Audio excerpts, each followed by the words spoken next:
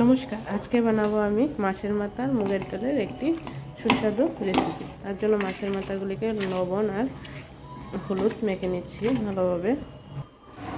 লবণ হলুদ মেখে নিচ্ছি একটা কড়াইয়ে গরম করে, তাতে জিরে ফোড়ন দিয়ে দিলাম।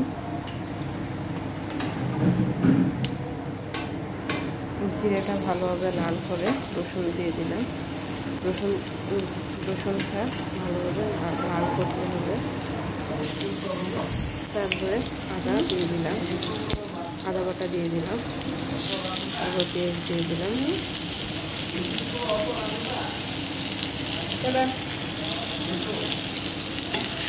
পেঁয়াজ দিয়ে ভালোভাবে নেড়ে চেড়ে এগুলিকে লাল করে নেব।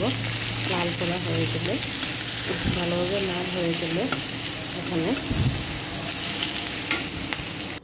মাছের মাথাটা দিয়ে দেবো। মাছের মাথাটা ভালোভাবে নেড়ে চেড়ে ভালোভাবে ভাজতে হবে। ভাজা হয়ে যাওয়ার পর একটু মুগ ডালটা কড়াইতে দিয়ে দিলাম। সব কিছু তো দেখানো সম্ভব হয়নি, কারণ আমি ভিডিওটা ক্লিপ নিতে ভুলে গেছিলাম। এই দেখুন, ডালটা আমার রেডি। এখানে মাছটা দিয়ে মাছটার সাথে ডালটা একসাথে মিশিয়ে নিয়েছিলাম। নিয়ে ভালোভাবে নেড়ে চেড়ে ধনেপাতা দিয়ে নামিয়ে নেব।